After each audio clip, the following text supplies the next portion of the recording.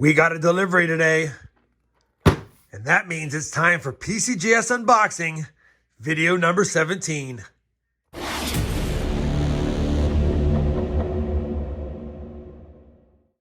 Hey everyone, it's RobFindsTreasure. Welcome back to my channel. I do have a PCGS unboxing video for you guys. This particular order only took 5 weeks from the day I submitted it to get it back, which means the last couple of orders that I submitted to PCGS came back in pretty quick fashion, so that's a good sign. Maybe they're caught up. I'll probably have another submission video coming up here in the next 6 weeks because I'm preparing one as we speak. That being said, this particular order only has 13 coins on it, but most of them are either mint airs, some VAMs for Morgan dollars, or some high-grade coins I'm hoping to upgrade my set registry from PCGS. Now, in the meantime, I do need to pop open this box, get the PCGS plastic box out of here, and then we'll cover which coins I submitted and the grades that I thought they would get, and then, of course, we'll do the grade reveals. Let me go ahead and get this opened up really quick for you, and I'll be back in just a second. All right, we have got the PCGS box out of the shipping box, and that means it's ready to go ahead and start revealing the grades. But before I do that, I wanted to give you a quick look at the coins that were submitted on this order. Now, I'm not going to cover these right now. I'll cover these as we reveal the grades, but basically I have 13 coins here. There's actually 12 line items, but I have 2 of them, the 3-legged buffalo. So I have the grades that I submitted them for based on the insured value. We'll see how well I did on those, and to see if we got all of the proper VAM varieties and die varieties that I submitted them for. So without further ado, now that you've taken a quick peek at that, let me get this open, make sure I have them reverse facing. We're working backwards to front, so it means we should be starting at the very bottom of the list, and we'll go from there. Give me just a second. I'll get the top of this box ready to go and get it all set up, and we'll reveal the grades. I've got all the coins set up reverse facing, have not seen the grades yet, which is a good thing. And the very first coin on the list is going to be a 19030. I had it slotted as MS64. I do have a 64 in my registry. It looked pretty close. There was a little bit more damage on it if I recall, but I was hoping still to get an MS64. Let's see how I did. First one looks like it has a clean grade. There is no details marking on the back. And as you can see, it's just a beautiful New Orleans minted Morgan dollar. All of the Morgan dollars from New Orleans don't have the best strikes, especially on the breast feathers, so I wasn't too concerned about that. That being said, we need an MS64 to tie what I already have. Anything higher than a 63 would be acceptable. Let's take a peek. And we got a 63. It is a nice Morgan dollar, as you can see. I knew it would be at least a 63, but it does have a little bit of a bag slide mark there in front of the chin and neck area. Outside of that, it was a nice enough Morgan dollar that I thought I should submit it. Plus, a 19030 is a slightly better date as well. Still fetches good value. I'll get you guys some details on what these coins are worth at the end. But on this submission, pretty much every coin should be around $300 or more, since I did pay up for the Gold Shield service for that value. That being said, I'm not too disappointed in this. I knew I wasn't going to beat my 64 I have in the registry, but I figured I'd submit it just in case it got a 64. We only got the 63. Still a nice coin. Not a bad start. Slightly off. The next coin in the submission should be another New Orleans minted 18980. And I had this one slotted for a 65. I thought this one was a gem mint. I have a 63 in my registry, and I know it has to beat that, but I was hoping for a 65. Let's go ahead and turn it around and see what kind of grade we got on this one. We didn't get the 65, we got the 64, and I don't know, man, this coin is in great shape. Hardly any chatter on the cheek, hardly any chatter in the fields. They are tough on the New Orleans minted Morgan dollars, especially ones that have a lot more value as you move up the scale. 65 and 64 probably is a pretty big price jump, which is probably why I got a 64, but man, I thought it was a beauty. Either way, I'm not mad at an MS64. It does upgrade my set registry. That's a good sign, and it's not a bad start. I was 1 grade off on both of the Morgan dollars so far, but still really nice mint state grades. MS64 18980. The third coin on the submission is going to be the tough date 1893 Morgan silver dollar.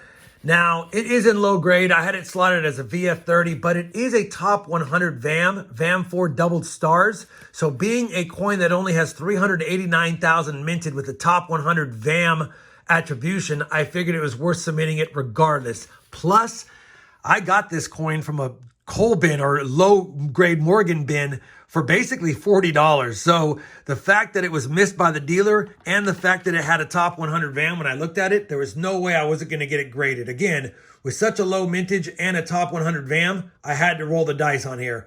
Definitely in that VF, XF details type grade, but let's see if I got the top 100 VAM and if I got at least a VF 35 on it. And we did get actually a better grade, XF 40. Top 100, XF 40, VAM 4 doubled stars. I'll show you the stars in a second. But yeah, 1893, I'll take that grade on this coin all day. With such a low mintage and being a top 100, I'm happy with that. And I got better than I thought. And it's harder to see on circulated coins, but it does have the doubled stars, as you can see, or maybe you can see, but it's definitely there.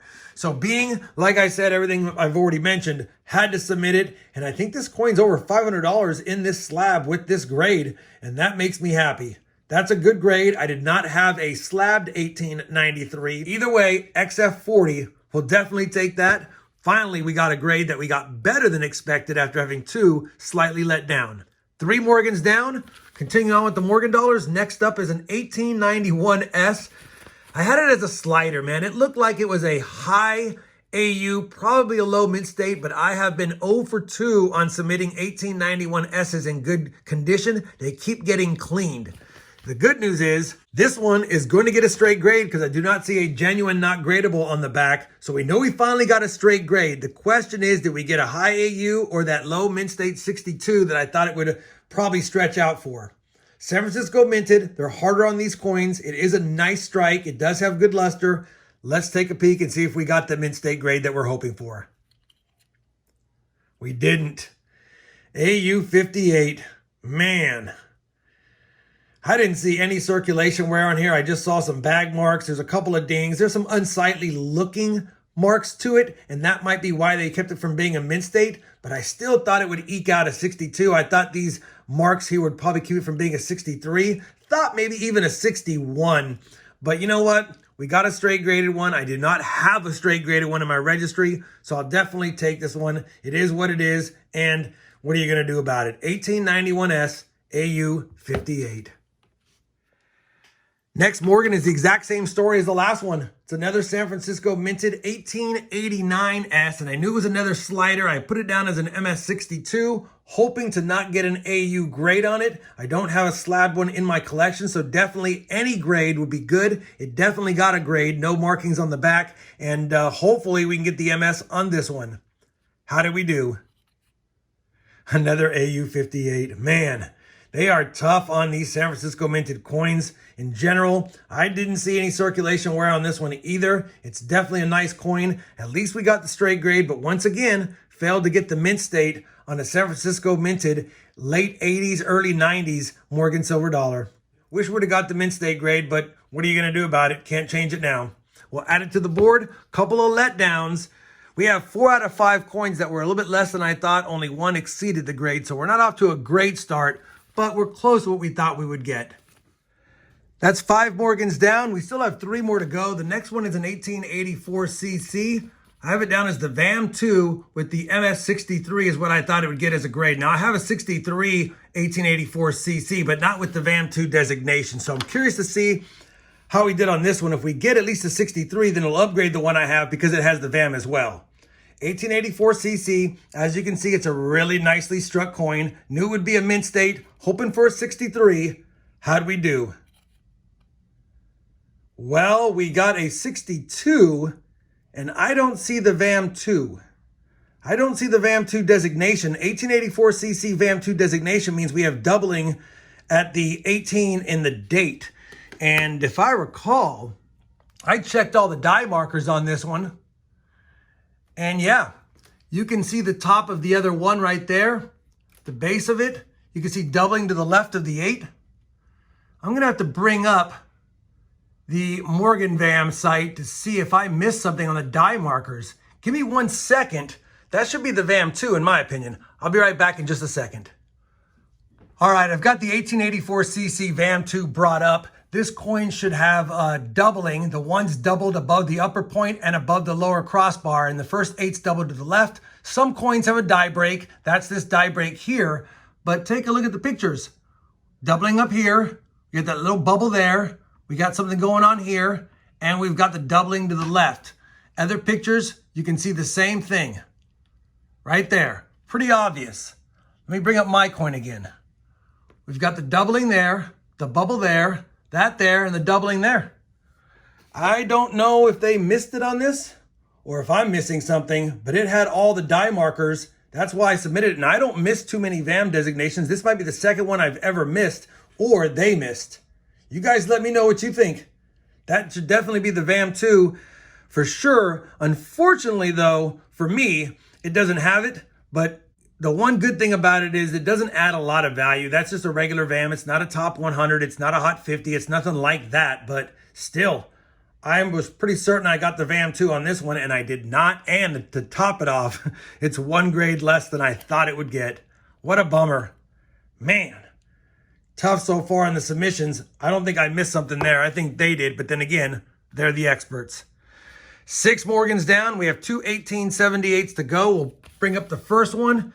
It's going to be an 1878 7/8 tail feathers strong VAM 3774. Now I have a 3874, but this one I thought would be maybe a 65. I actually thought it was a 65, but I went ahead and submitted it as a 64 plus based on the value I put down, just giving myself a little bit of leg room here.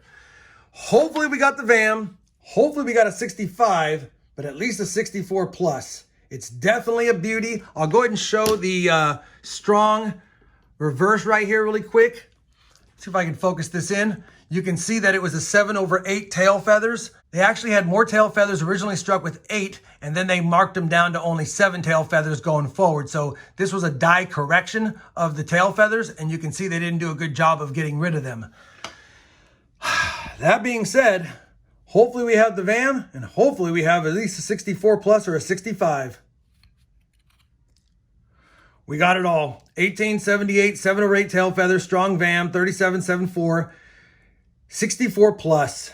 It is a beautiful coin. I was hoping for that 65. It's a pretty good price jump, but it got what I insured it for, 64 plus. We'll definitely take that. That should be an upgrader for me because I think I have a 64 on the 38, but not a 64 plus on the same year with a 37 VAM.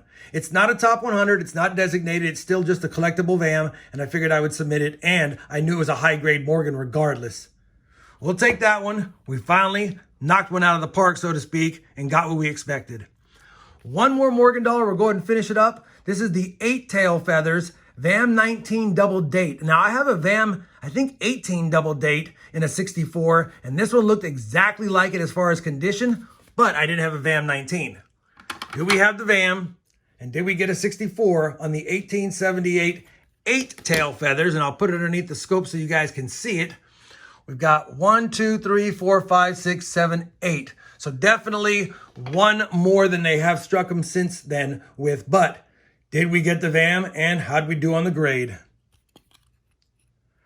Well, we didn't get the 64. We got 1 grade less again, 63. I don't know what they saw to knock it down 1 grade. Typically, 63s mean there's a little bit of heavy chatter, and there's not a lot of heavy chatter on this coin at all, in my opinion. But it did get the VAM 18 double date, and did I put 18? No, I think I put 19 double date, and we got the 18. That's the good thing about PCGS is if you're off, because the 18 and 19 are very similar, and they probably just gave me the 18 because this is probably the die markers that it exhibited. Either way, I might have an 18 already, and if I do, I don't think it's going to upgrade because this is a 63, and I believe I have a 64. I'll have to check my notes and put them side by side. Let me go and do that really quick, actually, and I'll be right back. Well, as fate would have it, lucky me, I already had a VAM 19 at a 64, so I mislabeled this VAM or missaw it, and I actually got the VAM I didn't have. So I had a 19, I thought I had an 18, I got an 18 on this one, thought it was a 19. Either way, still a good grade, still a nice VAM, I'll take it. It will add to my registry because I didn't have that one already.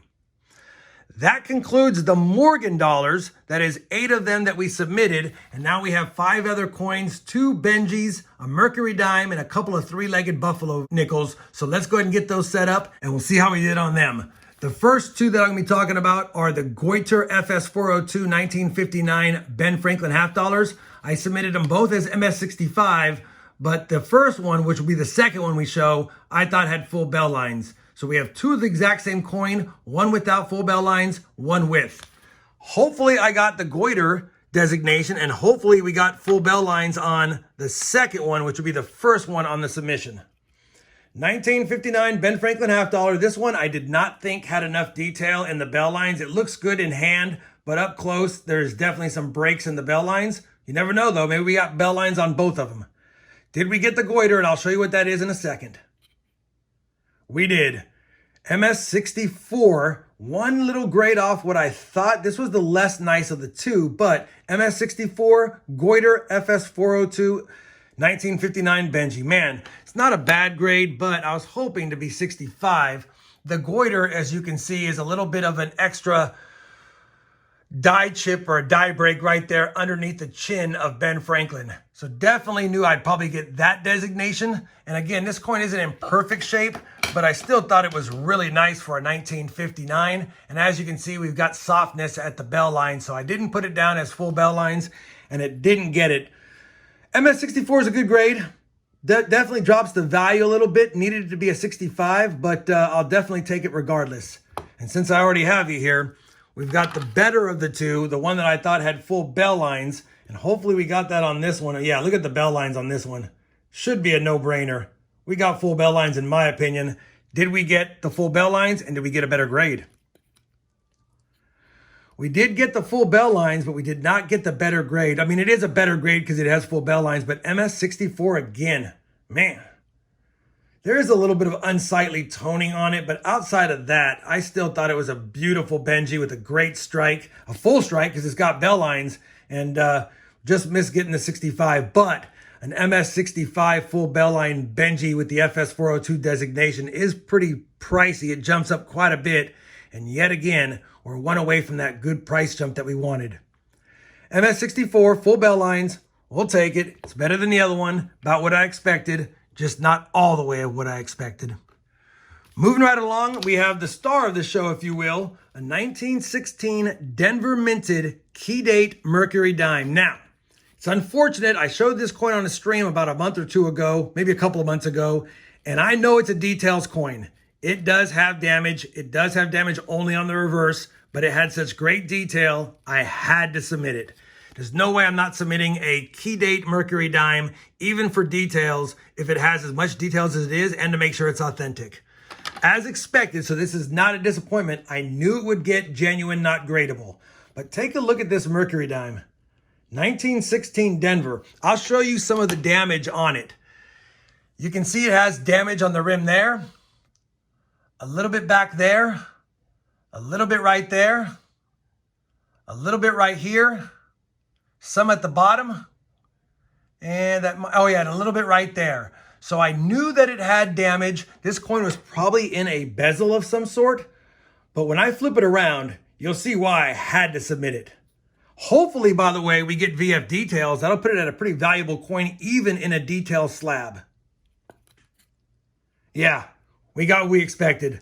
VF detail. Take a look at this 1916 Mercury dime, Denver minted key date. Unbelievable. Man, if the back did not have damage, this probably would be a VF 35 coin all day. Put it pretty pricey, but considering what I paid for it, even with the damage that I knew that it had, I had to pick it up. 1916D, VF detail. I don't know what the exact price on this coin is, but I believe in a VF slab, had there not been a details grade, it probably would be in that $5,000 range. With rim damage on it, still probably get between $2,500 and $4,000 for it all day, I would imagine, especially since it looks good in the slab. Look at that. Looks fantastic in the slab. It's a great dime. Glad I got it authenticated. I knew it had the rim damage, but at least it's all contained on the reverse and no damage on the obverse. Let me know what you guys think about this dime. I think it's a fantastic looking 1916D, especially in the slab. Anyone who looks at it be like, where's the rim damage? It's on there. It's all in the back. We'll take that. It's a good pickup by me. And still, despite being details graded, we got high details at VF, and that's definitely well worth it. The last two coins on the list are a couple of cherry-picked, three-legged 1937D Buffalo nickels. And I had two different examples that I got over two different purchases. One I thought was fine 12. The other one I thought was VF 35. So basically a low fine and a mid-range VF buffalo nickel with the 3 legs. These are very costly coins, and I happened to get one in a copper purchase that had shield nickels and buffalo nickels mixed in, and I got the other one from a book that I got. They had it in a 37D slot, and of course when I flipped it around and saw that it was 3 legs, I was like, man, what a score. So anything we get on them would be good. Hopefully we didn't get any details grades. Hopefully we got straight grades. That's what I thought they were. I don't know what order they had them in. I believe I had my worst one first and my better one second, but I don't remember anymore, so we'll have to take a peek. Let's pull out the first one. And I had to take a quick peek. We did get straight grades on them both. Yeah, definitely a 3-legged buffalo. You can see that it's missing that front leg. I'll put it under the scope in a second, but you want to look to see if it's missing that front leg and a little bit of fuzziness or roughness on the back hindquarters, if you will. And it definitely had that. This one does not look like the nicer of the two. This is probably the lower grade fine one based on the horn detail. Let's take a look to see if we got the designation and if we got a fine or better on this buffalo nickel. We did not get a fine. They gave me another slider, VG10. But we did get the FS901, and I did think it was about a fine 12. It's just a tick under a fine 12. VG10, I don't know what the price jump is from VG10 to fine 12, but I would imagine it's somewhat substantial, 50 to 100 bucks at least, and that's probably why I got it. Either way, that's still a good grade, about what I expected on that one, and it's not the nicer of the two. The nicer of the two would be this one. Yet again, see, we have a little bit more horn detail, missing that front leg, and roughness on the hindquarters. How did we do? We got a VF30, 1937 Denver, 3-legged FS901, VF30, probably a tick under what I thought as well. That seems to be the par for the course here with this submission, but still an acceptable grade, especially one that I found in an album. Unbelievable. Let's put it underneath the scope, and we'll take a look at those legs. So as you can see, we're pretty much missing the whole front leg. You can see part of the hoof there, but really nothing else going on. And then, like I said, you want to look for the roughness on this back leg for sure. And it's got both of them.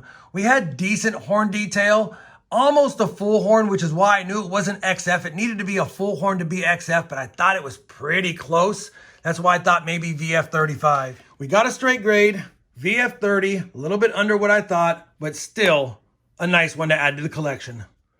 Well, that's going to wrap it up for this PCGS unboxing video, and I went ahead and inserted the values of the coins as we looked at them versus doing a recap since the video's been kind of long already. Hopefully you guys had fun doing this with me. It just goes to show, as good as I am, at least I think as good as I am at grading coins, you're never going to get exactly what you thought. Sometimes you do a little bit better. Sometimes you do a little bit worse. Sometimes you just miss VAM. Sometimes you get the wrong VAM designation. But you got to keep submitting them if you think they're worth it, because you never know when your next gem will be in front of you. If you guys enjoyed this PCGS unboxing video, I'd appreciate that thumbs up. And as always, everyone, happy hunting and thanks for watching.